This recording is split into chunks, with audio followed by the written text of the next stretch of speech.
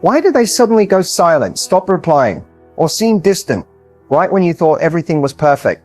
If you're feeling confused, frustrated, or even heartbroken by this, you're not alone. And let me tell you, what's happening isn't random. In fact, it's one of the most misunderstood patterns in relationships today. In this video, we're diving deep into the real reason why the one who cares the most may pull away without warning. And here's the truth no one tells you. When emotions run deep, when love feels intense and overwhelming, some people freeze. They step back, not because they don't care, but because they care too much. It's not rejection. It's fear. It's vulnerability. It's their heart trying to protect itself from what feels too big, too powerful, too risky. But here's where it matters for you. How you respond in these moments can either bring them closer or create a distance that's hard to repair. So stay with me, because in the next 25 minutes, you're going to learn how to stop doubting yourself, how to decode their silence, and how to shift the dynamic in a way that makes them feel safe coming closer again. Don't click away. This could be the insight that saves your relationship or helps you see what's truly worth your heart. Let's begin. When we think of love, we picture closeness. We imagine warm conversations, long hugs, and feeling safe in someone's presence.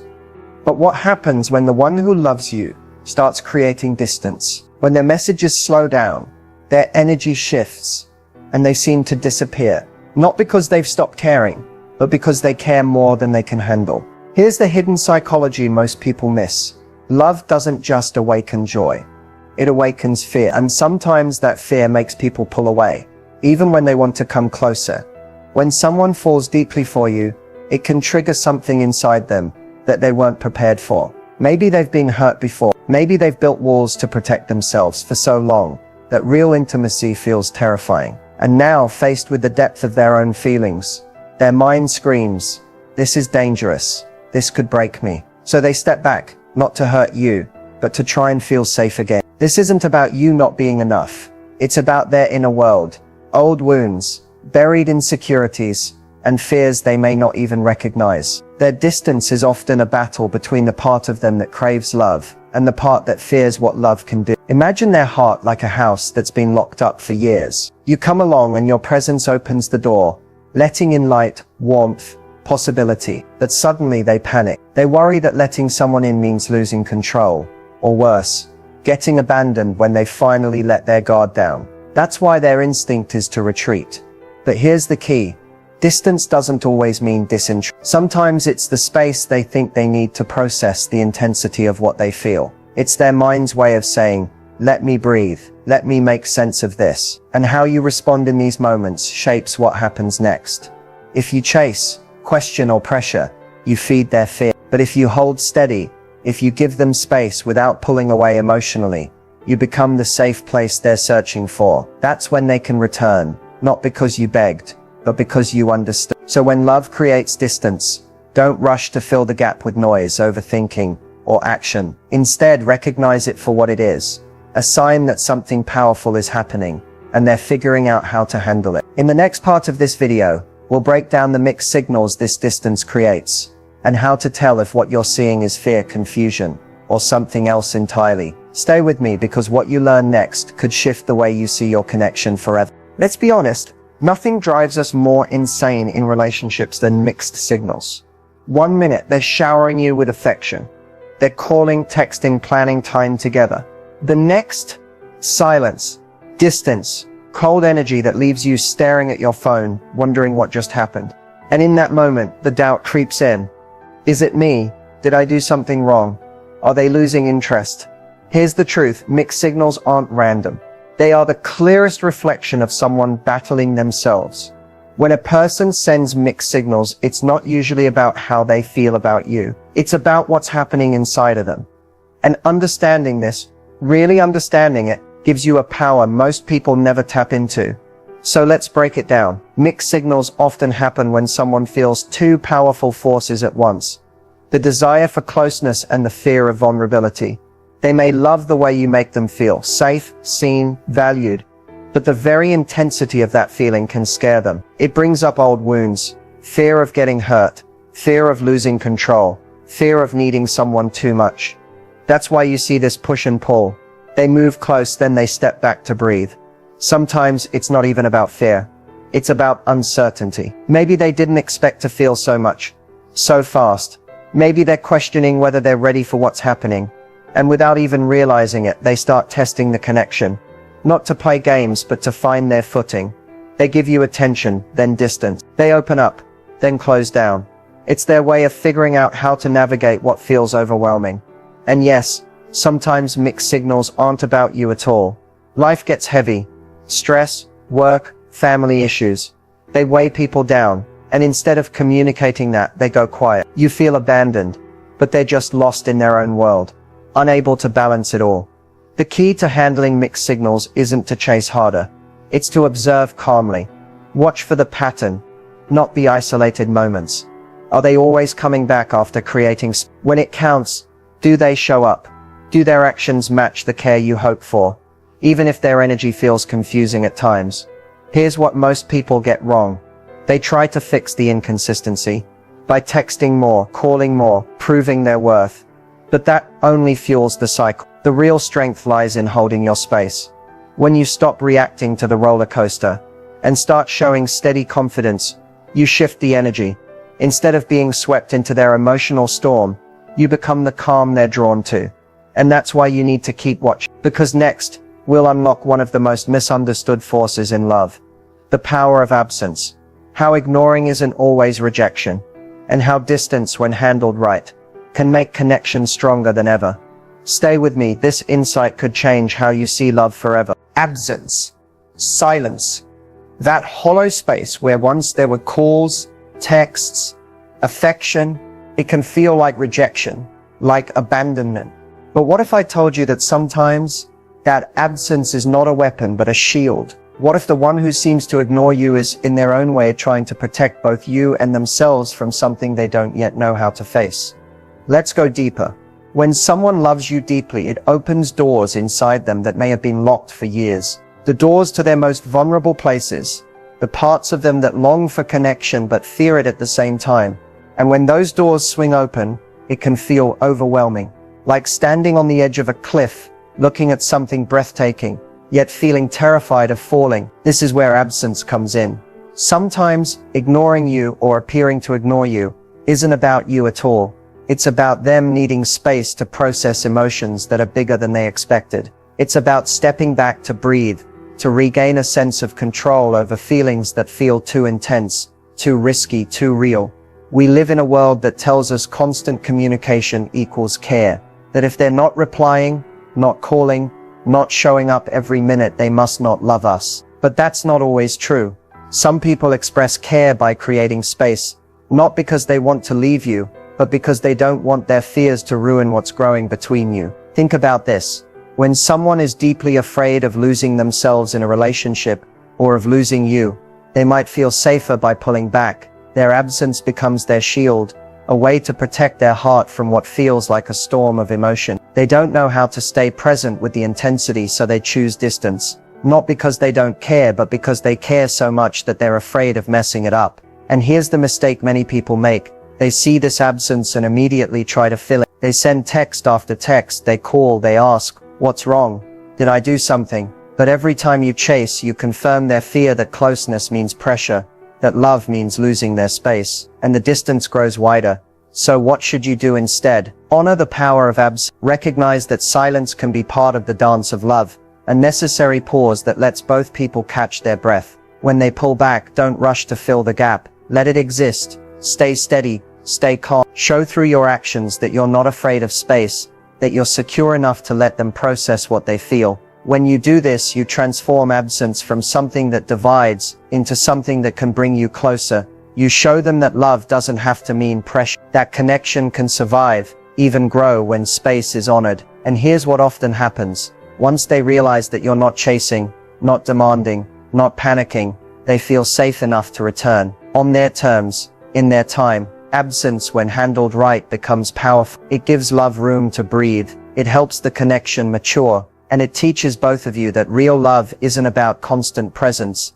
It's about trust. Trusting that even in the silence, the bond holds strong. But this is important. Not all absence is love's shield. Sometimes absence is a sign of disinterest, disrespect, or emotional unavailability. So how do you tell the difference? Look at the bigger picture. When they return, Do they come back with care, with effort, with consistency? Do their actions over time match their words? Do they show you that the space was about regrouping, not about avoiding you? If the answer is yes, then you've witnessed the power of absence in love. If not, then their distance may not be about protecting the bond. It may be about protecting themselves at your expense. And that's a truth worth seeing clearly. In the next part of this video, we'll explore what you should never do when someone you love creates distance, and how your response can either strengthen or damage the connection forever. Stay with me, because what's coming next could change how you handle these moments for good. When someone you care about pulls away, it triggers something deep inside of you. It's like a switch flips, and suddenly fear, anxiety, and doubt flood your mind. You start questioning everything. Did I say the wrong thing? Did I do too much? Not enough? Are they losing interest? And in that vulnerable moment, most people make the same mistake. They react from panic instead of power. But here's the truth you need to hear. How you handle these moments of distance can either draw them back to you or push them even further away. So let's talk about what you should never do when they pull away. If your goal is real connection, not just temporary attention. First, never chase. The natural urge when someone pulls back is to move toward them, to text, to call, to ask what's wrong, to try and fix the distance. But chasing sends a message, and not the one you want. It tells them you don't trust the connection. It tells them that their space equals your panic. And instead of making them feel safe to return, it makes them feel suffocated. Remember, when someone pulls away, it's often because they're trying to manage overwhelming emotions. Your chase doesn't soothe those emotions. It adds to them. Second, never beg for reassurance. You might want to ask, do you still care? Did I upset you? Are we okay? And while those questions come from a place of vulnerability, they can backfire.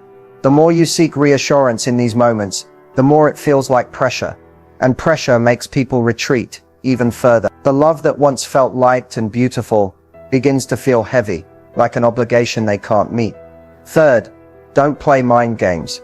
When someone pulls away, it's tempting to try tactics, acting cold to make them miss you, posting things just to get their attention, or trying to spark jealousy. But this creates a toxic dynamic where both of you stop being authentic. Instead of building connection, you build confusion, and in the long run, that chips away at trust, the foundation of any lasting relationship. Fourth, never abandon your self-respect. Sometimes in the fear of losing someone, people shrink. They tolerate bad behavior, accept crumbs of attention, or overgive in hopes of winning the person back.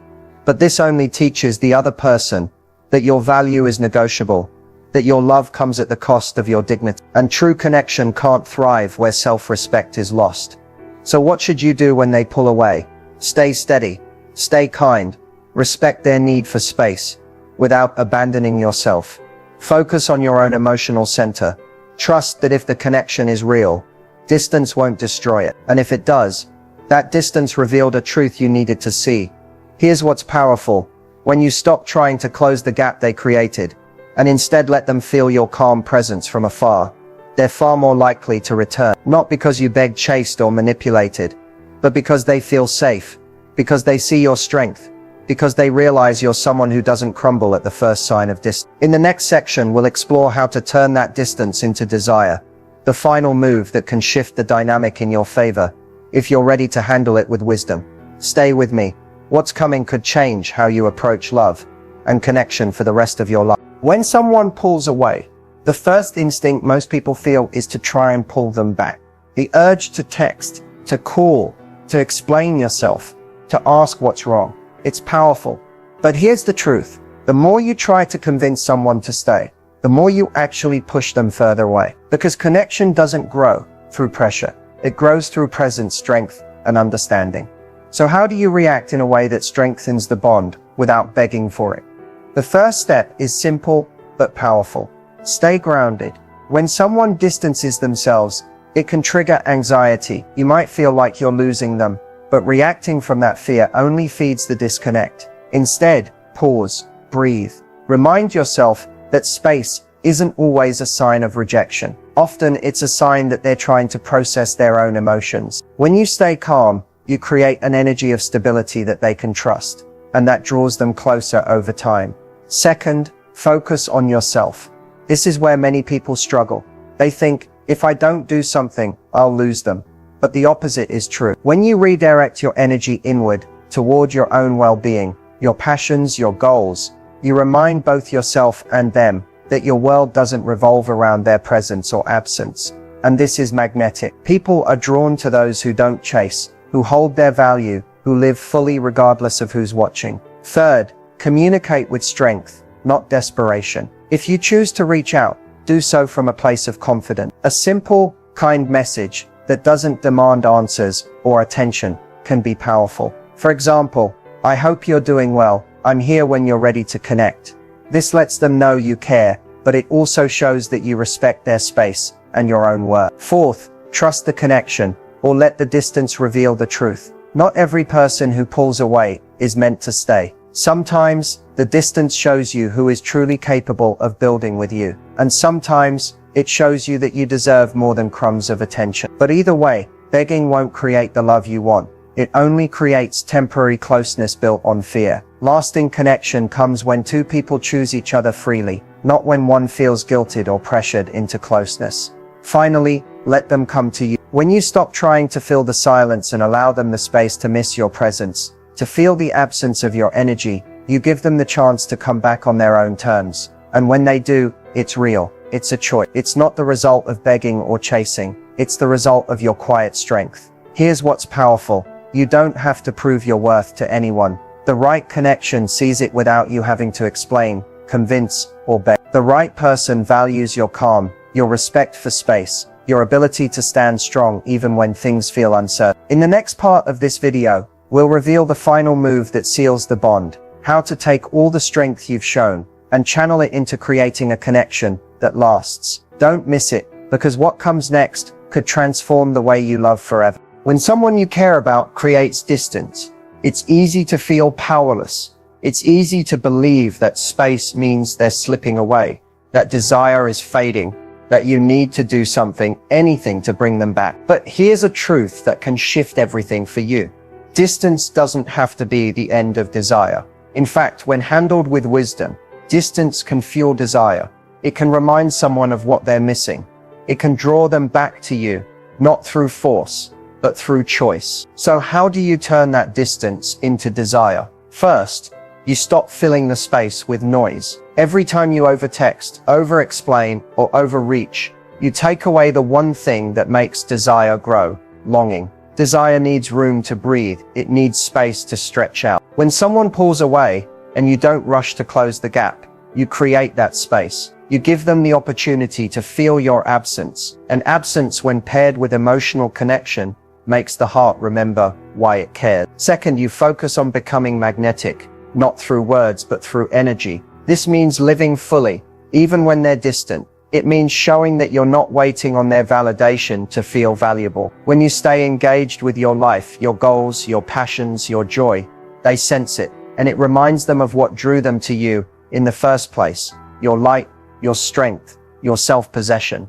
Desire thrives when you show that you are whole, with or without them. Third, you allow them to return. When distance turns into desire, it's because someone feels safe and free to come back, not because they feel chased or cornered. That means when they reach out, you respond with warmth, not resentment. You show that you respect their need for space, but you also hold your boundaries. You don't punish, you don't guilt. You welcome connection while standing firm in your self-worth. Here's where many people go wrong. They confuse distance with disinterest, and so they panic. But not all distance means they're done. Sometimes distance means they're figuring out how to navigate feelings that scare them. Sometimes distance means they're testing the bond, wondering if it can hold, even when they step back. And when you handle that space with quiet confidence, they feel drawn back, not out of guilt, but because they want to be close to you again. Remember, desire isn't created through chasing, it's created through presence, and paradoxically, through absence that's handled with grace. When you can hold space without filling it, when you can let someone feel your value, even when you're not right there beside them, you turn distance into something powerful, something that makes them wonder about you, miss you, crave your energy again. So as we close this video, ask yourself, Am I reacting to distance with fear or responding with strength? Because in love, the difference between fear and strength is the difference between losing connection and building a bond that grows stronger through every challenge. You have the power to turn distance into desire, not by begging, not by overreaching, but by becoming the kind of person whose presence is felt, even in absence. And that is what makes someone choose you again and again and again. Stay strong, trust yourself, and remember, real connection is built not in chasing, but in being. Thank you for watching, and I'll see you in the next video.